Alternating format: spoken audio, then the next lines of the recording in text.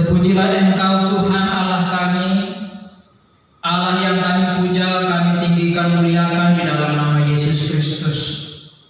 Dalam kesempatan yang indah ini, biarlah kami menyediakan hati pikiran kami bagi firman Allah. Karena itu Bapa, kami mohon mari kuduskan hati pikiran kami oleh Roh-Mu yang kudus. Dan biarlah Engkau singkapkan rahasia kebenaran-Mu bagi kami malam hari ini. Sehingga apa yang kami dengar dapat kami pahami, dan apa yang kami pahami biarlah Roh Kudus-Mu memampukan kami untuk dapat melakukan dalam kehidupan kami hari demi hari. Urapi hamba-Mu yang terbatas ini Tuhan, sehingga hamba-Mu dapat menyampaikan kebenaran sesuai dengan apa yang Engkau taruh di dalam pikiran dan di dalam mulut lidah hamba-Mu untuk hamba sampaikan. Sehingga di dalam pemberitaan ini nama-Mu saja yang ditinggikan, dipermuliakan, dan kami sekalian diberkati. Segala bentuk roh jahat, penguasa-penguasa udara yang gelap, yang ingin mengalihkan perhatian kami dari firman-Mu, dalam nama Yesus kami tolak. Dan firman-Lah kepada kami Tuhan saat ini, kami siap mendengarkannya. Di dalam nama Tuhan Yesus Kristus, Sang Firman yang hidup. Amin. Shalom Bapak Ibu yang dikasihi oleh Tuhan Yesus Kristus. Sekali lagi shalom. Bapak Ibu yang dikasihi, puji Tuhan. Bagi Bapak Ibu yang mungkin belum untuk berlibur, marilah kita bersama-sama selalu berkumpul dalam jam-jam ibadah kita. Bagi saudara-saudara kita yang pergi berlibur, kita doakan supaya mereka tiba tempat liburan mereka dan nanti kembali juga dalam keadaan sehat, selamat, sehingga berkumpul dengan kita di tahun baru yang akan datang. Nah, saudaraku yang dikasihi oleh Tuhan Yesus, dalam kesempatan ini kita diberikan sebuah tema, yaitu Dia berjanji membawa pemulihan. Jadi Dia di sini, yaitu Tuhan yang berjanji untuk membawa pemulihan bagi setiap orang dalam berbagai segi kehidupan mereka. Mendasari itu kita baca di dalam Kitab Mazmur pasal 80 ayat 1 sampai dengan 8 dan pasal 18 ayat yang ke-20. Mari kita buka bersama-sama di dalam Kitab Mazmur pasal 80 ayat 1 sampai dengan 8. Nanti kita baca secara responsoria. Saya mulai dari ayat yang pertama. Ya, silakan. Mazmur pasal 80 ayat 1 sampai 8. Kalau sudah dapat, kita mulai untuk membacanya. Perikop yang diberikan oleh Lembaga Alkitab Indonesia adalah doa untuk keselamatan Israel. Firman Tuhan ayat yang pertama, untuk pemimpin biduan menurut lagu bunga bakung, kesaksian Asaf, Mazmur.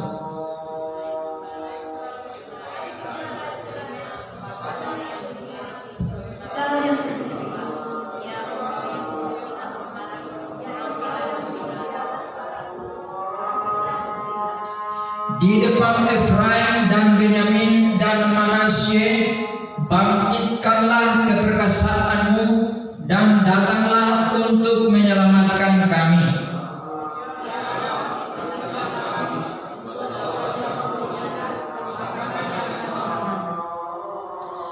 Tuhan Allah semesta alam, berapa lama lagi murka-Mu menyala sekalipun umat-Mu berdoa?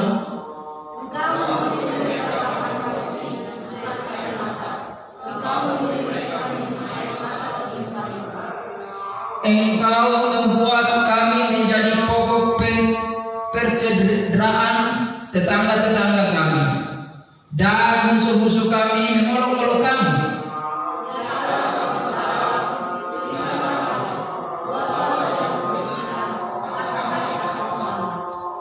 Bersama-sama, telah Kau ambil anggur dari Mesir, telah Kau halau bangsa-bangsa, lalu Kau tanam pohon itu.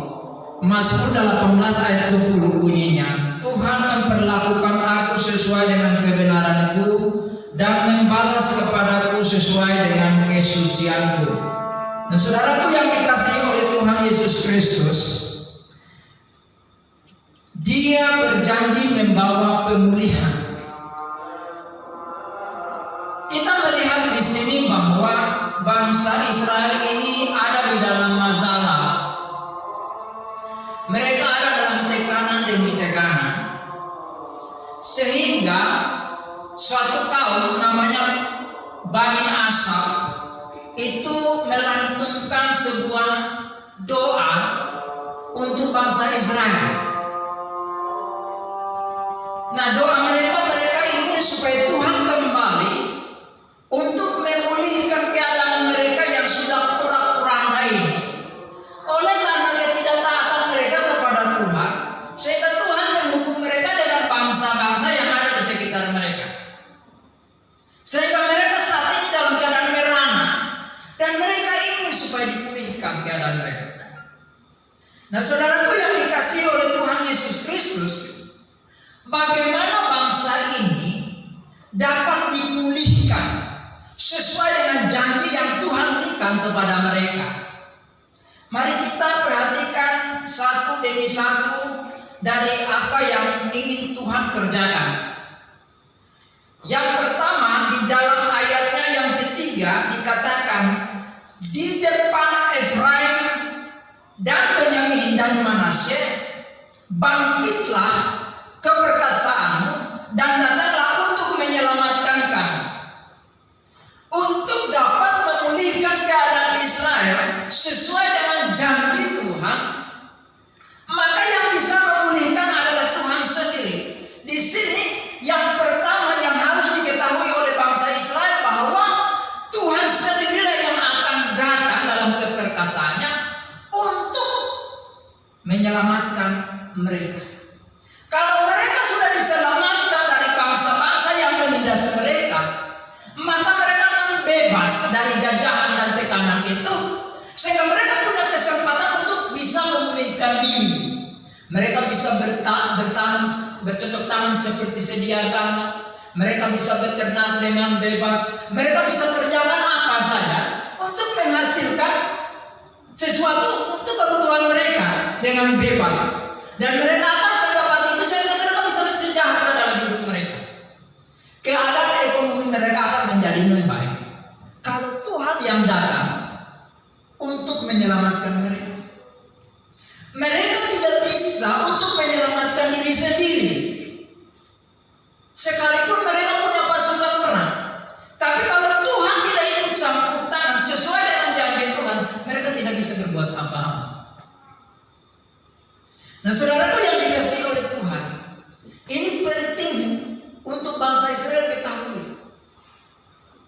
Lalu bagaimana dengan kita sebagai Israel zaman kini? Israel yang bukan secara fisik, tetapi Israel yang dicangkokkan kepada pohon zaitun yang sesungguhnya yaitu bangsa Israel, dan kita disebut sebagai bangsa Israel secara rohani. Kita tidak bisa pulih dalam kehidupan kita, baik itu moralitas kita, baik itu rohani kita, baik itu ekonomi kita. Semua aspek kehidupan tidak bisa akan pulih kalau Tuhan tidak datang campur tangan. Oleh karena itu kita sebagai umat Tuhan, kita harus menyadari bahwa hanya Tuhanlah yang bisa memulihkan hidup kita. Tadi saya sebelum ibadah sore-sore saya diskusi dengan istri saya, ngobrol-ngobrol tentang anak kami. Dia marah sekali dengan anak kami, karena setiap uang yang dikirim selalu habis. Seberapapun kami kirim, begitu cepatnya habis. Dia pikir kalian punya bank. Sehingga istri saya memarahi istri saya katakan, bagaimana hidupmu bisa lebih baik kalau kamu tidak tahu menyempatkan diri untuk menabung. Kalau hanya kamu berharap sama kami. Kami tidak selamanya sehat. Nah, saudaraku yang dikasihi oleh Tuhan, kita sebagai anak Tuhan, mari jangan kita berharap sama kekuatan manusia. Kita biasanya mengatakan celakalah orang yang mengandalkan kekuatan manusia. Celakalah orang yang mengandalkan manusia. Tetapi berbahagialah mereka yang mengandalkan Tuhan. Kita perlu melibatkan Tuhan dalam segala lingkup kehidupan kita.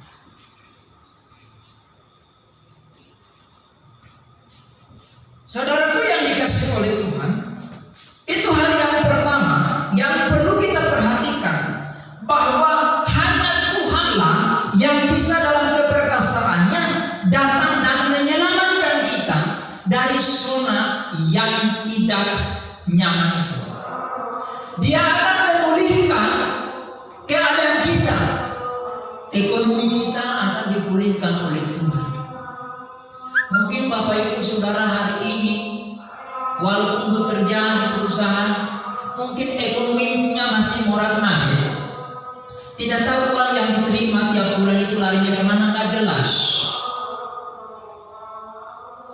Kalau mau supaya ekonomi itu terarah, libatkanlah Tuhan.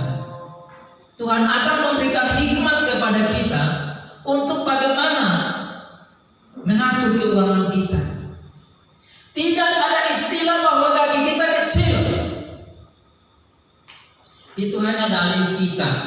Kalau Tuhan ikut terlibat di dalam, maka gaji sekecil apapun kita bisa mengatur dengan baik.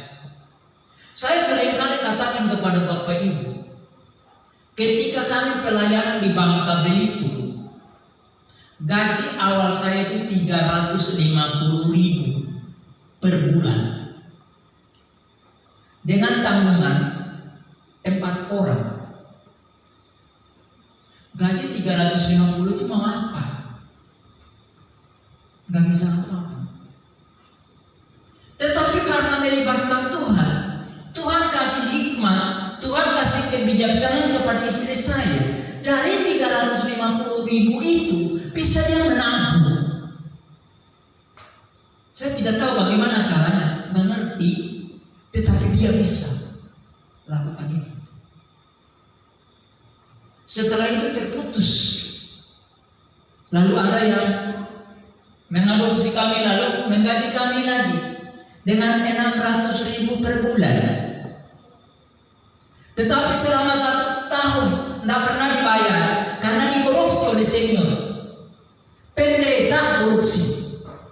Bayang, anak saya masih 5 bulan.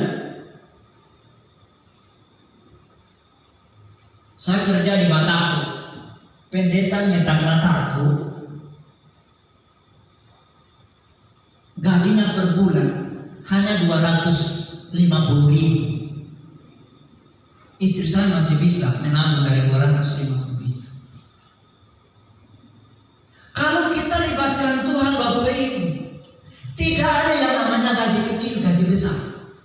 Walaupun gaji besar, katakanlah 30 juta per bulan, kalau tidak libatkan Tuhan, tetap juga terlilit hutang. Kenapa? Karena tidak libatkan Tuhan. Seharusnya Tuhanlah yang datang dalam keperkasaan untuk menyelamatkan kita dari hal itu. Apalagi kalau gaji Bapak Ibu, saya tidak tahu, saya tidak pernah mencoba tadi. Kemarin saya tanya istri saya, kalau asisten itu gajinya berapa ya? Saya belum dapat bocoran juga gitu. Nanti Amang Siturus nggak ada di sini, nanti Bapak Fadel lah yang bocorkan sama saya gitu. Tapi saya percaya bahwa gaji Bapak Ibu rata-rata di atas 5 juta. Tidak mungkin tidak bisa untuk menabung. Kalau Bapak Ibu menabung, saya percaya satu saat saya dengar Bapak Ibu bisa mandiri dalam ekonomi. Saya juga ikut bangga mendengarnya. Kalau kita libatkan Tuhan, Tuhan akan menyelamatkan ekonomi kita. Amin. Itu yang pertama. Yang kedua, bagaimana janji Tuhan untuk memulihkan keadaan kita dalam hidup ini. Yang kedua, di dalam ayatnya yang ke-7 dikatakan, telah kau ambil pohon anggur dari Mesir, telah kau halau bangsa-bangsa, lalu kau tanam pohon ini. Yang kedua, Bapak Ibu, Tuhan sendirilah yang akan menanam diri kita di mana Dia mau. Kalau Bapak Ibu ada di sini bukan karena Tuhan yang menaruh, saya pikir semua sudah pada kabur. Amin. Karena saya melihat ada beberapa orang yang sudah kerja di perusahaan sudah bagus-bagus, tapi bisa keluar. Nah, kenapa? Karena bukan Tuhan yang menaruh di sini. Kalau Tuhan yang menanam Bapak Ibu di sini, Bapak Ibu pasti betah. Apapun rintangan yang dihadapi, pasti betah. Kenapa? Karena Tuhan yang menaruh di sini. Oleh karena itu kita perlu Tuhan yang menanam kita, Tuhan yang meletakkan kita, Tuhan yang mengatur kita di mana Tuhan mau. Karena Tuhan lebih tahu di mana tempat Dia kita cocok di sini, dan kita bisa bertumbuh dalam banyak hal dengan baik, dan kita bisa menghasilkan buah dengan baik seperti harapan Tuhan.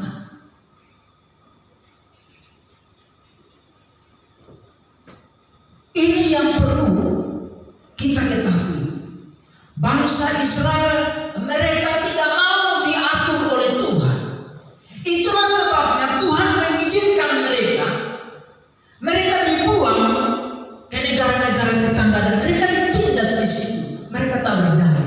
Mereka hanya bisa teriak dan teriak minta tolong sama Tuhan. Tuhan menuntut mereka dari Mesir datang ke tanah Kanaan yang penuh dengan susu dan mara, tetapi mereka sia-siakan itu. Mereka tidak setia kepada Tuhan. Akibatnya apa? Mereka merana di negeri mereka sendiri.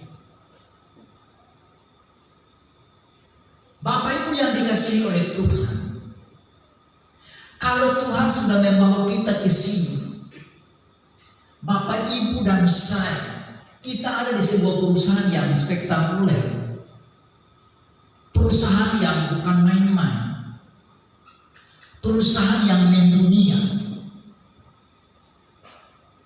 Itu berarti Tuhan sudah memperhitungkan masa depan hidup kita, masa tua kita, masa anak cucu kita, keberhasilan anak cucu kita. Tuhan tempatkan di sini untuk itu. Karena itu jangan sia-siakan ini. Libatkan Tuhan, biarlah Tuhan yang merawat kita di sini, supaya Tuhan yang melihara kita di sini sampai masa tua kita, sampai pensiun di sini, sampai anak-anak cucu kita berhasil di sini. Belum tentu kalau kita keluar dari sini ada perusahaan yang mau menampung kita. Saya katakan sama istri saya dan anak saya secara khusus, Bapak dilemparkan oleh Tuhan ke sini bukan karena Bapak, tapi untuk masa depan kamu. Oleh karena itu kamu sekolah yang benar. Selagi Tuhan masih pakai Papa di perusahaan ini. Karena kalau lepas dari perusahaan belum tentu ada perusahaan yang bisa menanggung atau tempat lain yang lebih baik dari tempat ini. Nah, saudaraku yang dikasihi oleh Tuhan, mari jangan kita seperti bangsa Israel yang begitu bodoh, nggak tahu berterima kasih sama Tuhan. Mereka berbalik menyembah berhala, ikut bangsa-bangsa sekitar. Tapi kita, mari kita libatkan Tuhan. Selagi Tuhan menaruh kita di sini, saya berharap Bapak Ibu sampai pensiun di perusahaan ini. Amin. Itu yang kita harap.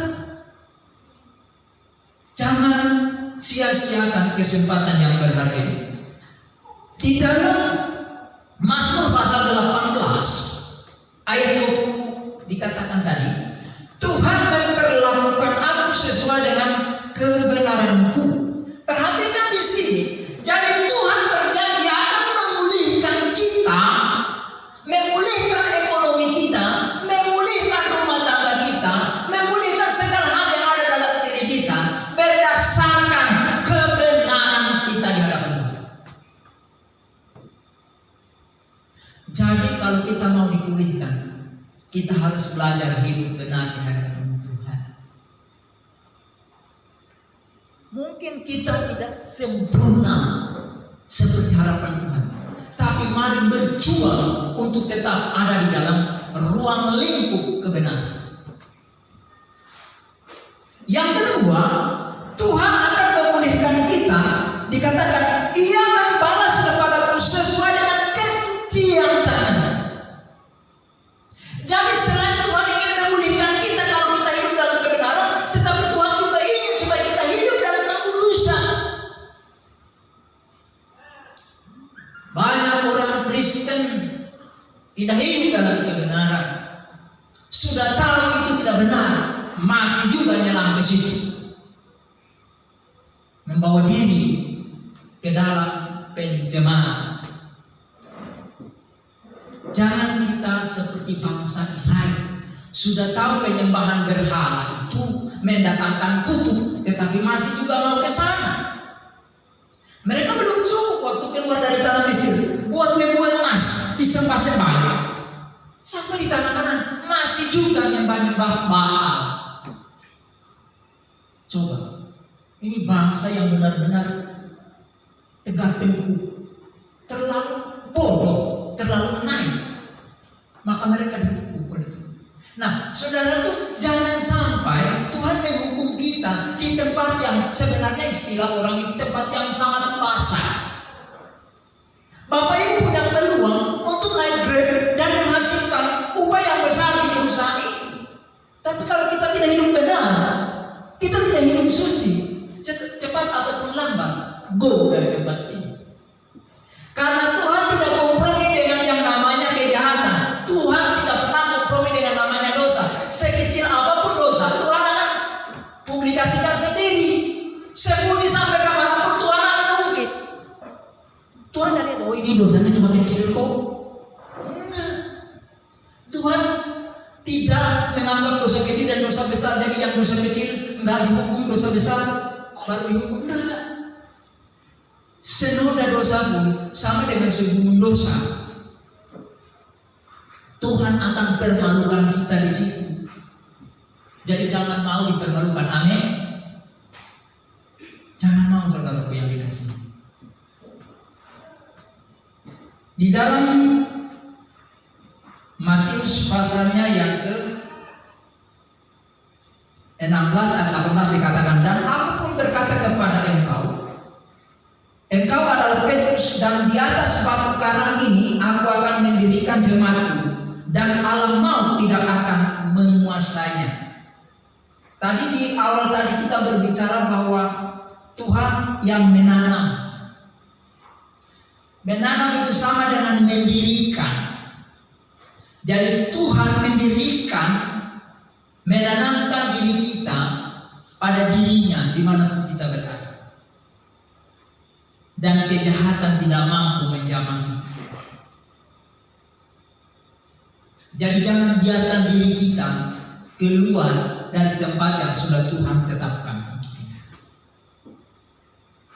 Dan hanya Tuhanlah yang bisa datang untuk menyelamatkan kita, sebagaimana tertulis dalam kitab Yesaya pasalnya yang ke-63 ayat 9. Dalam segala kesesakan mereka bukan seorang buta atau utusan, melainkan Dia sendirilah yang menyelamatkan mereka.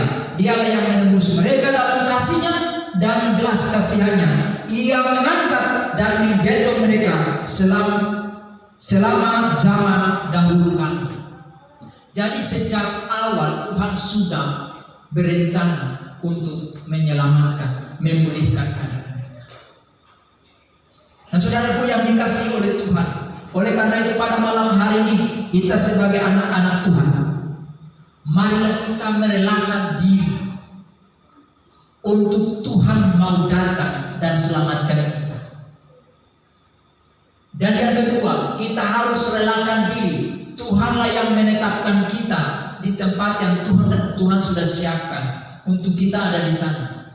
Maka keadaan kita benar-benar akan dipulihkan sebagaimana janji demi janji Tuhan bagi kita sebagai orang percaya.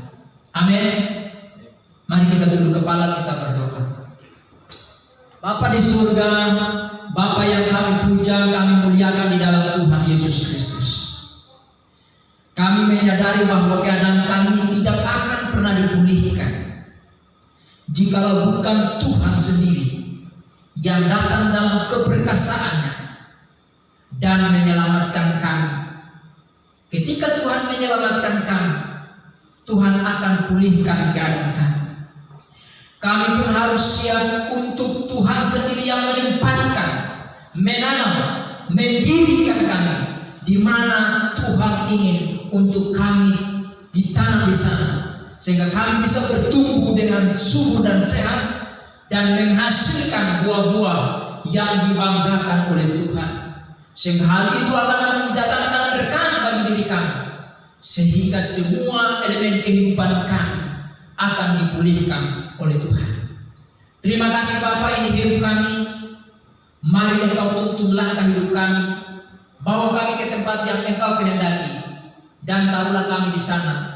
Pelihara kami seperti yang Engkau kehendaki, sehingga kami boleh menyadari dan bersyukur atasnya. Terima kasih Bapa di surga, di dalam nama Yesus Kristus Tuhan kami telah berdoa. Haleluya. Amin.